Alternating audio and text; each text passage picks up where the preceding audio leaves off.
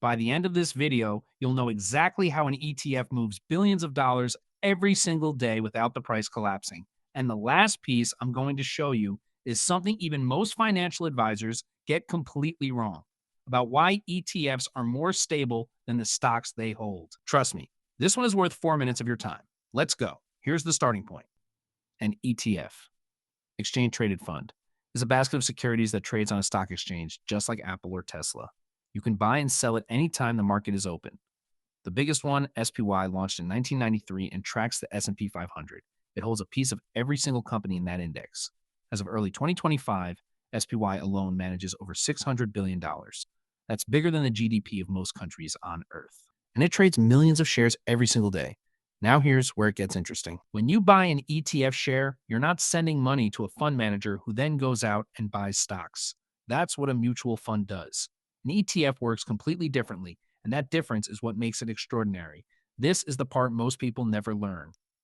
Every ETF has something called an authorized participant, usually a big investment bank like JPMorgan or Citadel Securities. These aren't regular investors.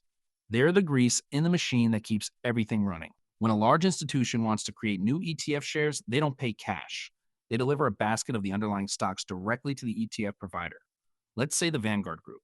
And in exchange, Vanguard gives them a block of new ETF shares all at once. One block is typically 50,000 shares.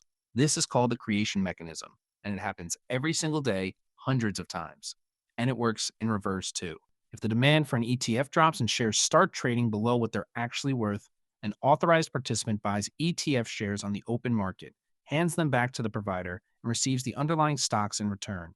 Those stocks are now theirs to sell or hold as they choose. This is called redemption. And here's why it matters so much. Because of creation and redemption, the supply of ETF shares isn't fixed. It expands when demand is high and contracts when demand is low. This is a self-balancing system that runs automatically as long as there are authorized participants doing their job. And they're always doing their job because there's profit in it. Think about that for a second. Unlike a stock where a company might buy back shares or issue new ones every few quarters, an ETF adjusts its supply in real time every single trading day. If this is making sense so far, hit subscribe. Because what I'm about to explain is the reason ETFs almost never trade at crazy prices compared to the assets inside them. It's called the arbitrage mechanism, and it's the real magic. Here's what happens. Throughout the day, the market price of an ETF float, the price you see when you look it up on your phone, is set by supply and demand on the stock exchange.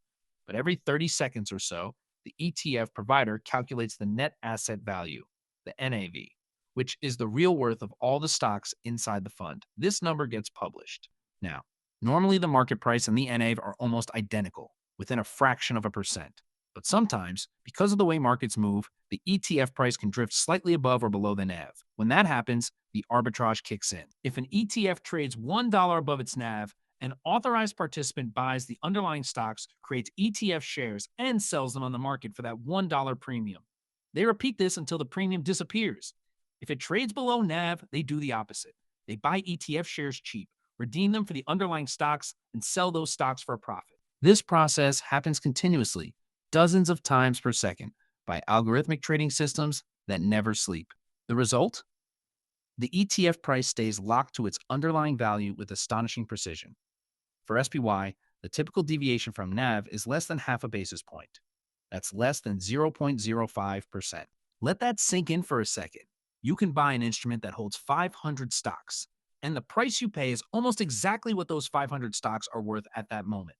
All right, here's the one I've been saving. Most people think ETFs are simple, just index funds that trade like stocks. But because of this creation redemption mechanism, ETFs actually behave differently than the individual stocks inside them during periods of market stress.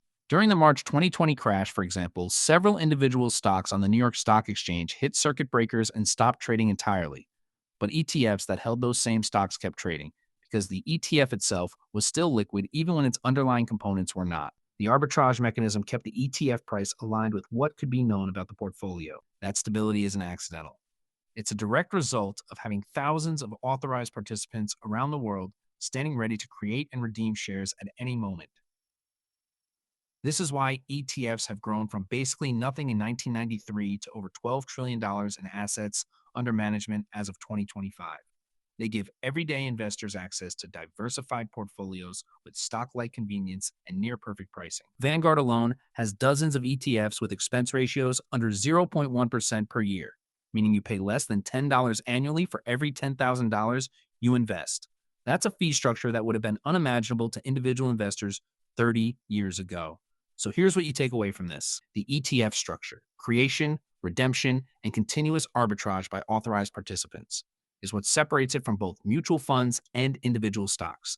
It combines the diversification of a mutual fund with the trading flexibility of a stock, while maintaining a level of price accuracy that most other instruments simply cannot match. That's not marketing. That's the engineering.